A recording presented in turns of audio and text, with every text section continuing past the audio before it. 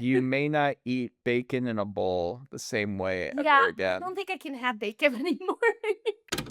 Hello and welcome to Cassette Take, where you can eject wherever you want, but please don't forget to rewind. I'm Ethan. I'm Marie. And Annmarie, tell me the tales of the twists and turns that is the man Odysseus and what his tale is titled. Oh my goodness, you guys, we just saw the Odyssey. Yes, we just saw Christopher Nolan's The Odyssey in, may I add, 70 millimeter IMAX. Snaps to that. Full IMAX. This is okay, to give you reference, Illinois, where we're at, does not have a 70 millimeter IMAX theater. Nope. Closest one is in Indianapolis, which isn't the furthest drive in the world, but it's still far enough where it's like, do we really want to go that far to see a movie? Yep. And thankfully, Woodridge, Illinois, just installed a 70 millimeter IMAX, and as soon as I heard that, I jumped on those tickets as soon as they were out, and Amory and I were able to go to one of the first screenings for The Odyssey. You didn't even have to ask me. You could have just bought the tickets and told me, Marie, we're going. And I said, okay, we'll go.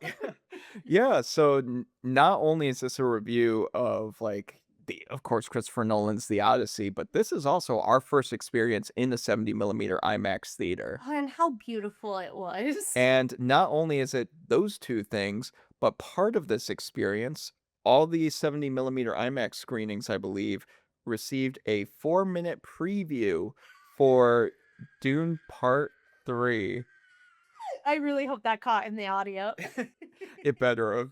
But yeah, Dune Part 3, they gave us a 4-minute preview in the 70 millimeter IMAX theater, and that's going to be with every 70 millimeter IMAX theater, I believe, that's showing The Odyssey. And it was amazing. It was amazing. Amory's jaw was dropped throughout the whole thing. I was absolutely flabbergasted. Oh, well, before I say anything else, if you guys are just wanting to see the Odyssey review, please feel free to skip ahead. We got timestamps in the description, so just feel free to skip ahead if you don't want to hear about the Doom Part 3 stuff and us fangirling over here, if you will. Yeah, many of you do recall that I called my early fan screening experience of Doom Part 2, and I like Limax at the time, a religious experience, and I haven't gotten anything like that since. Man, it felt great to feel that feeling again, even if it was just for 4 minutes. This is the thing. We've known that they have shown this footage already to a couple people. I believe some people have already seen this footage, and I believe they got a 7-minute version of this. We only got 4 minutes, but my God, was it the best 4 minutes I've ever seen in my whole entire life? This is Star Wars Saving Private Ryan, absolutely incredible. And you know what? I think the tickets are so worth it. You guys, I'm a Dune fan. We know this. We know how big of a Dune fan I am. Literally, I'm looking at my Children of Dune book right over there that I'm reading. This is insane. We are living in the best timeline right now. And this short little clip said so much about this Dune movie than any of the trailers we've gotten so far. Really? Yes, there's so much in here of if you've read Dune, you know where this is going and you know how insane this is going to be. Is it different than Dune Messiah? Yes. Is it different than Children of Dune? Yes. But this is Denis Dune, and I believe that he's doing it justice. And to be honest, I think he's doing Frank Herbert's work justice here as well. That's what we're looking at here. I mean, 100%, because I saw the first 2 Dune movies, and, then I read the book afterwards for the first time, Mm. and I even though it was different, it was just such a perfect adaptation of what Frank Herbert was trying to get across, and I really felt that spirit carry into, those movies, and I going into 3, I'm just assuming, especially since you've read it, that your excitement is well warranted, not only because they're quality movies, but because it's, again, going to continue that same spirit, and Denis really knows what he's doing and a master at Well, it. he's a fan too, and you can just tell that he's a fan overall. And there's just one line that is spoken, and it just says so much about the Fremen and where they're at and where they're going. And you guys, I'm not kidding you. Honestly, go see the Odyssey in 17 millimeter just to get the Dune preview because it's like the little cherry on top, pretty much. Yeah, and just make sure 70 millimeter IMAX, because if Yes. you see just traditional 70 millimeter, you might not get, the Dune preview. Oh So my just a god. heads up on I that. just can't believe we got that. It was incredible. Yes. But now for the main event, guys. You clicked on this video because you wanted to hear our thoughts on Christopher Nolan's The Odyssey. And I gotta say, this movie, it feels like a culmination of what a lot of cinema has led up to. Not just Christopher Nolan's work, but just the history of cinema at large. Mhm. And it almost feels like, even though the story of cinema is still being told, this truly feels like a full circle moment, because some of the earliest adaptations of stories like this in cinema were like sword and sandal stuff, right? So to kind of bring that now to the forefront in an era where we don't really see that too often, and just like accomplish it in such a way that feels modern but also carries the weight, the spirit of what the Odyssey and, to an extent, the Iliad is all about. If you couldn't tell already, Ethan really likes this movie. I literally leaned over to you and said, I think I just saw the best picture of 2026. This is a for sure fire win for Christopher Nolan. He has an incredible team behind him, not just actors, but people behind the camera. We all know Jennifer Lim is my favorite editor, and she did this. And oh my goodness, this girl knows how to edit. And again, I just never expected this because you've read The Odyssey. Mhm. I read in March of this year, and I read a basically a novel comic of it, Graphic novel. graphic novel of it, and I really did enjoy it. But going into this movie, this was your number one on most anticipated. I don't even think it made my top five. I mean, there's so many great movies coming out this year. I was a little surprised when I first heard that, you weren't putting on your list, but then you said you hadn't read The Odyssey, and I'm like, "Okay, maybe read The Odyssey, and then we'll talk." Yeah, it was my number 1 most anticipated film of the year, and I believe when Oppenheimer came out, this was kind of before we did Cassette Take, I had that as my most anticipated movie of that year, because it's Christopher Nolan getting a subject matter that is so interesting, and just the way he's able to shoot things and film things is just so visceral, so involved, and so practical on so many levels that you just can't help but just gaze upon the screen and not look away. And so I'm feeling like, okay, this is the same situation as Oppenheimer. The source material, the man behind the camera, the just, and then of course you have Ludwig Göransson again, me being a big music guy when it comes to movies. You got Ludwig Göransson, of course, coming into play.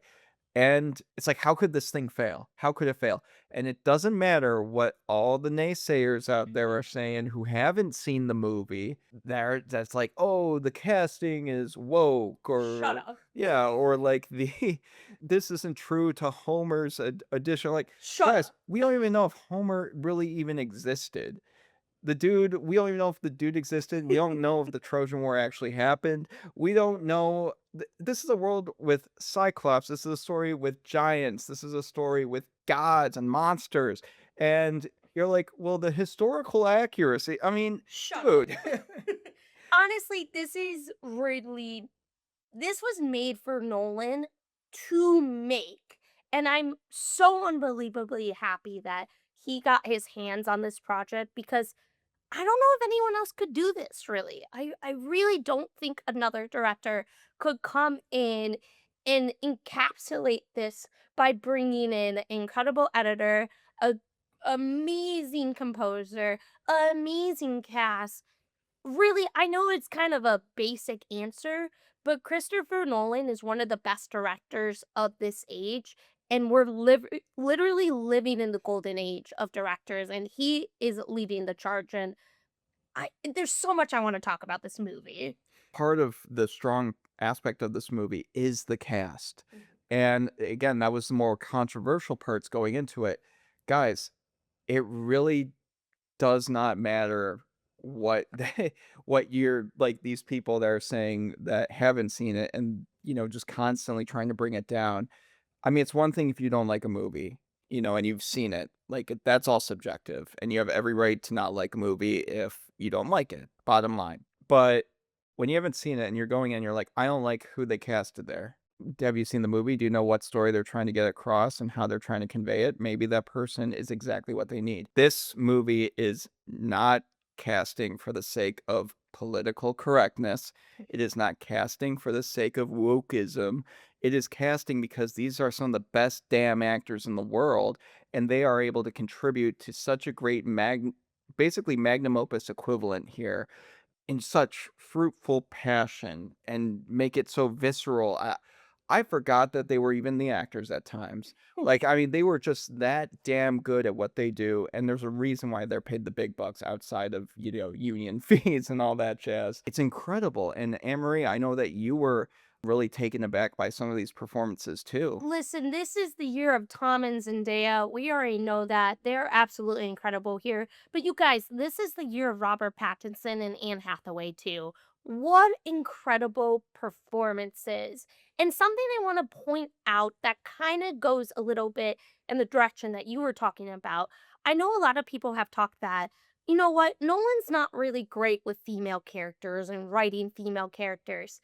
I really think that this puts the argument to bed because even though Anne Hathaway, Zendaya, Charlize Theron, Lupita Nyong'o, they're not in it a lot, but their performances stand out. The women of the Odyssey carry a lot of this, and some of the best moments are from them, and the emotion. And that's not saying the guys aren't good. Trust me, Matt Damon, absolutely incredible. The amount of money they've spent of trying to get him home in movies is just so funny to me, but he is so incredible. Tom Holland, the same. John Bernthal. There's so many great actors in here, but I just think the women really do carry this film and have some of my favorite moments in here as well. Particular shout out to Samantha Morton, who played Cersei in the movie. Yes, absolutely. This scene, you guys, is insane. Like visual effects galore. Which we'll get to in a moment after we are done praising this ensemble cast. But something I think that is absolutely warranted to say is I think people forget when they read the Odyssey or like think about the Odyssey, they forget what kind of character Odysseus is. Like they'll think of, okay, when someone brings up Homer's The Odyssey, you think, oh, like a grand epic tale of a guy that just wants to get home. We kind of forget the character that Odysseus is. He is cocky. He's intelligent, but man, is he cocky. And when his cockiness shows, it shows. Man, what a great inspired piece of casting to cast Matt Damon as Odysseus. I was one of those people that was borderline a naysayer on it. Hmm. Of course, before seeing the movie, I'll call myself out on that. But I was like, I'm not sure how that's going to go. After seeing the movie and understanding what they were going for, I get it. Like, not only is he a great actor, but he is. I mean, come on. You think of a guy that can play a cocky bastard. You think of Matt Damon.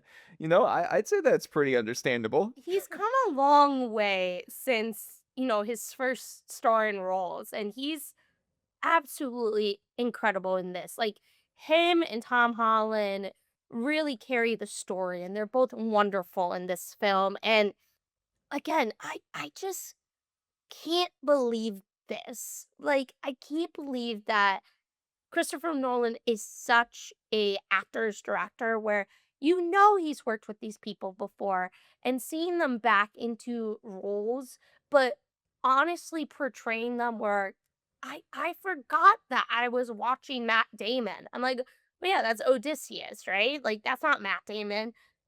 Insane. Yeah, and then Lupita Nyong'o. Oh my Just gosh. she's not in the movie for very long, but when she is, she's exactly character-wise who I depict as Helen of Troy, Mhm. like, at least in regards to the Odyssey, because if you've read the Odyssey, Helen really does come across as someone that is not someone that is caring, but also someone that is kind of fed up with everything that's happened at the same time. And the way Lupita conjures that essence of that character and brings that cadence to the forefront, she really knocks out of the park. Like, that's the character I saw in my head, regardless of skin color, in when I'm reading the Odyssey. Like, that's the character right there. That's Helen of Troy. Mm. So, absolute knocking out of the park there on her part. Anne Hathaway, Oh my gosh. another top tier performance from her that I would argue is Oscar worthy. It is just wow. And you think of everything that's going through Penelope's mind and just how she's dealing with not only potential loss, but like the situation around her, the active situation around her, how she, is discussing it all with her son, who's at odds with her at times. I mean, it is just wow, what she's able to conjure there is exactly what I remember reading in the book and imagining in my head and in the from the poem. Just so well done, so well done, and that's all across the board. Mainly wanted to shout out those performances more than anything else, but yeah, just so well done. How do you feel that Christopher Nolan is pulling from one of the controversial fictions of the Odyssey? Because he's pulling from Emily. Oh, Emily Wilson's translation? Yes, he's pulling from Emily Wilson's translation. How do you feel that he's pulling from one of the most controversial ones? Well, I will say that from the get-go, I have not read Emily Wilson's translation. I have read excerpts from it, but I have not read the full extent. I may have to because I feel like it's one that would be an interesting read to say the least. Because one of the most controversial aspects about it is it kind of provides a little more of a contemporary magnifying glass Mm. to the Odyssey. Not necessarily in regards to changing the setting or anything, but in regards to say the vernacular, in regards to how certain way things are translated and how certain characters are perceived because of that phrasing. And some of the word choices that I've seen in the excerpts, I'm not sure I'm too much of a big fan of myself, Mhm. but I'm not going to judge a whole book or a whole story based on a couple lines here and there. Is it some of the most significant lines in all of, modern literature? Yes, but partially because it's such a constantly even before Emily Wilson wrote the book or translated, the Odyssey for herself, there were so many other translations out there, and they wrote, different versions of the same first line. It's hotly debated to this day, it has been for centuries, and, why is Emily Wilson's the one that's mainly coming under fire? Probably because it's the most recent one, and it's now under a magnifying glass because it's what Christopher Nolan said he used as inspiration for his version of the Odyssey. Honestly, I feel like it's so silly because people get upset over the littlest things with the Odyssey, the version that you pull. Really, I think it just depends on Christopher Nolan. That's the one he related to, so that's the one that he's gonna pull from. But also, the dialogue was a huge thing that people talked about too, right? Robert Pattinson saying "daddy."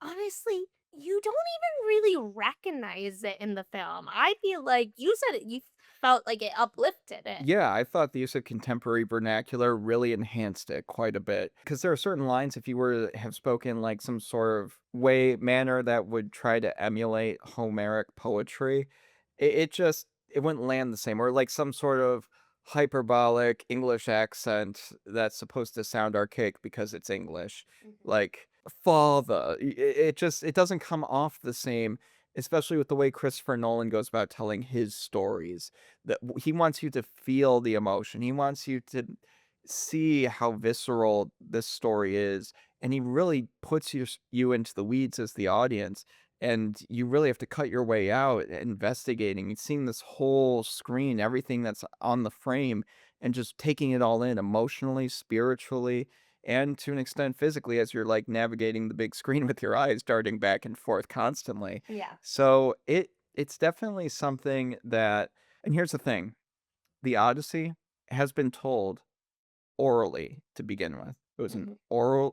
orally centric and exclusive story. Homer wrote, allegedly, Homer wrote, he's just been credited later on, centuries later on, even though we not even sure he existed. And, the story's been translated and told many different ways, as it was intended to be. Mm. It was a story like a campfire one. Our person that was kind of introducing the 70 millimeter IMAX experience to us before the show, she was saying, as well that like, yeah, this is a story that was told during, war times and like to entertain people during campfires Mhm. and all that. Like it's a story that people just told each other. And, you and I, probably our first true experience to it was through the Percy Jackson books, Oh, yeah. like to get a frame of reference of the Odyssey and what it's about. So I don't know. It's just we've all heard it done so many ways. Christopher Nolan now takes his shot at it, and what do you want? Do you want him to just do exactly what's been done before? Because if you want him to do it in exact recite it in exact Homeric poetry, you're not gonna get that, and I'm not sure if I would want that. It's supposed to be different too. That's the thing. Like, you're not supposed to get the same thing here. And you know what? There's so many great scenes in this. I have a favorite scene. It's the invasion of Troy.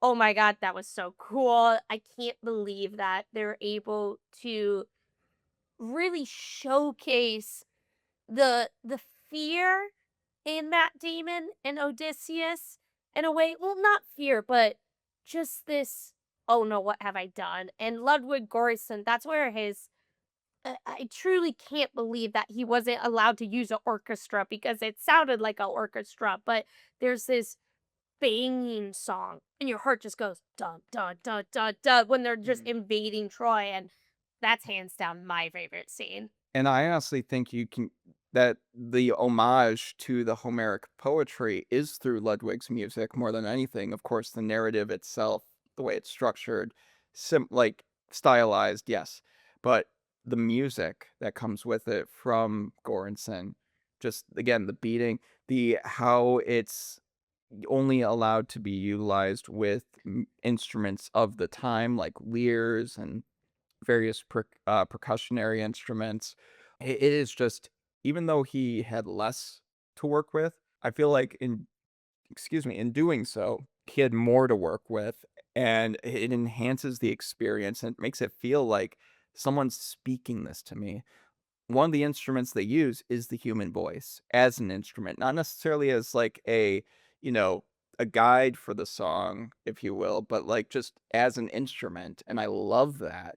There's movies that do that as well, but I think it hasn't been used quite in the same way where it's part of the poetry. So I really love and this is a really a testament to the movie because you're not really one that shouts out the music all that much. No, honestly, but it's Ludwig, so I have to in a way because he I again, this guy just knows how to work and really showcase his craft, and you can definitely feel it in a lot of scenes, but the Troy one was the one where I'm like, "Oh shoot, I get it now." Yeah. Also, side note, he's not in the movie much, but Travis Scott as a bard in the movie, not bad. Not bad. This Pretty good. guy, yeah, honestly, I wasn't mad about it. Yeah. No, I mean, say what you will about the dude himself and like everything that happened with him, but like honestly, him in the movie, good stuff. Good stuff. Solid. Yeah. Did you have a favorite scene? So I would say my favorite scene, and it keeps changing back and forth, but okay, I'll go with what my second favorite scene is because I feel like if I say my favorite moment in the movie, then I feel like it is a spoiler for a 3,000 something year old story. But the way Nolan tells it, I would consider this a spoiler. So I'll go with something that has been done and like is directly from the book. The moment where Odysseus travels to the underworld and he is basically towards the end of talking with Agamemnon, or that's one of the names I just cannot recall how to pronounce. Sure, sounds good. Basically, his wartime brethren from the Trojan War, and he's wrapping things up. And of course, you have his fallen brethren that kind of chase him out with his current men. And for a moment, it's like it's just such a powerful image to really demonstrate the character of Odysseus, his situation, everything he's gone through up to that point, everything he will go through, and just a true symbolic haunting image of all the men he had lost up to that point from the Trojan War and beyond, and just having them blend in at times with the men that he currently has at that moment that are still alive, and just what is he running away from there? A man that would do anything for his men, and he's also simultaneously running away from those that he's lost. But, like, what is he going to achieve in doing so? What are his next steps? It's just such a haunting image, especially for the character of Odysseus that Nolan is trying to, perceive here. It's also very beautiful too. We've Yes. talked about the color correction after the movie. We're like, this is a really pretty film too. There's a lot of good shots in here, as well as the CGI work. Oh my Well, god. barely any CGI work. Is it barely any CGI? Because I know Nolan likes to do practical, but some of them I was like, that monster, that was practical? At times it was. That's Yeah, insane. I feel like they definitely used some CGI when it came to Scylla, Mhm. but they definitely used practical at times as well. It was kinda like a Jurassic Park thing, like, where they, blended it with both. I will say, this movie, and there's one scene in particular that I'm just like, and the Academy Award for Best Visual Effects goes to, and that would be visiting Cersei. So crazy. It's just I was convinced that that was happening right in front of me. It just was like, how is this happening with little to no computer generated effects? Like, everything on screen, like, we know Nolan tries to put everything on screen possible while it's in front of the camera. Like, if it's CGI, that's a rarity. That's a Mhm. big rarity in his movies. And here I'm just like, considering that and what we saw, I'm like, "Oh my Just gosh." think of molding clay. Basically, that's the best way to describe You it. may not eat bacon in a bowl the same way Yeah, ever I again. don't think I can have bacon anymore. It just you're gonna rethink some things in regards to food. Oh my god. Oh, it was so good. There's so much about this film that is just outstanding. And I can't believe so much of it because Nolan is an incredible director. And the hardest thing that's hard to talk about this is Ethan brought it up, so I'm gonna blame him. Is it better than Oppenheimer? And I really can't give you an answer to that. Yeah, I think I need some more time with it, Yeah. but the fact we're already making that comparison speaks volumes. Oppenheimer won him his Oscar. Right, and at the same time, Oppenheimer is what I consider to be his true magnum opus. Like, that's the movie that I think is perfect. It's exactly what it needs to be, and Nolan just it's everything that's great about a Nolan film brought to fruition. This movie does something very similar, and I just gotta figure out if it's to the same extent because I don't know, man, like, I've seen Oppenheimer quite a few times and then made that statement. So, I need to see the Odyssey. We already have tickets for our next screening tomorrow. Yeah, we're literally going when this recording comes out. Yeah, granted, it's not in 70 millimeter IMAX, but, still, we'll take a Limax just to see the movie again. I just don't know where Nolan goes next. Like, what does he do next at this point? Because we were talking and kind of had a difference of opinion. In my opinion, he likes to work in threes, right? Mhm. He did the Dark Knight trilogy. He did kind of his sci-fi ish with Interstellar, Inception, Tenet. He's kind of going historical with Oppenheimer, The Odyssey. So my next guess of where he goes is something historical, but I just don't know where. So, historical, or would one argue that it's fantasy? You know what? Actually, that's a good point to code it as more fantasy than historical. Now, with that in mind, what would he do next if he were to do a fantasy movie? I don't know. I really don't know because I know he had talked about doing Bond, but Denis is doing that now. I Bond's fantasy? No, no. I'm kidding. God, no. But I really don't know. You kind of had a thought about does he do a sequel to the Odyssey?